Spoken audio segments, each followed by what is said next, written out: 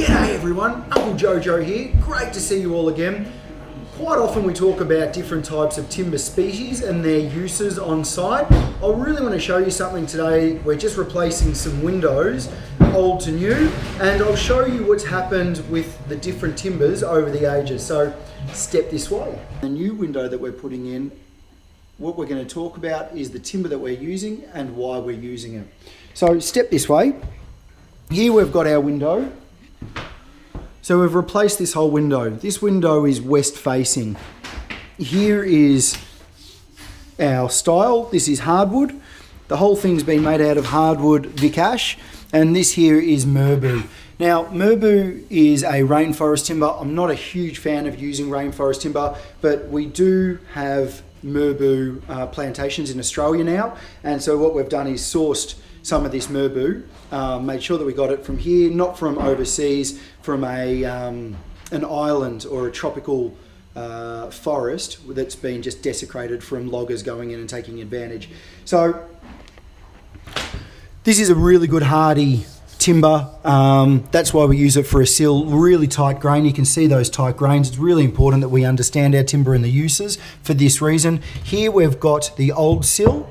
This looks like a piece of Oregon or pine to me. And you can see here, this has been filled, and it's been filled quite substantially. And on this side, this has all been filled here, and we flip it over and this is all filled. And you can see on the bottom that we've actually got a fair bit of rot just in here, and this has all been rotted away. See all of that, that's all rotted away. And they've just filled it and cleaned it up. There's even got some glue there, mastic glue. That's probably around about, I'd say, between 7 and 10 years old. So it's done its job, it's lasted, but in the big scheme of things, when we build something, we want to make sure that it's built right and it lasts for a really good length of time that doesn't have to be renewed and replaced. You go over to Europe and places like that, a lot of their windows and doors, or even their buildings, are made in such a way that they'll last for 2 or 3 generations.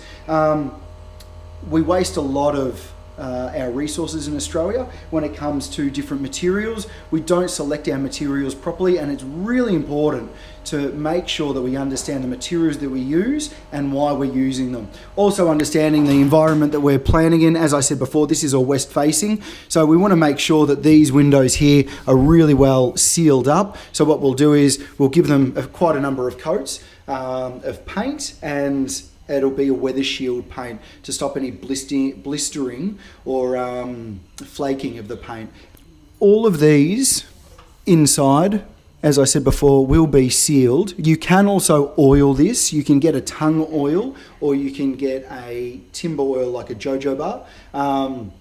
That works really, really well if you wanted to keep a timber look on the inside, but I would still recommend, especially being west facing, that we seal up that timber really well. You can use a lacquer, but a lacquer itself will actually flake and bubble eventually and wear away. So that timber will come through and it will become that brownish grey coloured timber, which a lot of people don't like. You might want it, again, you'll have to do that quite often. So we're trying to reduce the amount of chemicals that we use.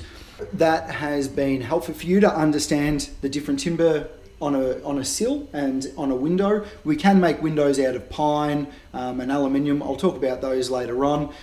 If you've got any other questions or queries, please let me know. And remember, it is important that you understand the materials that you use for the use of them on your work site. If you've got any questions or queries, flick them over, and otherwise, I look forward to speaking to you soon. Till then, stay unreal, banana peel.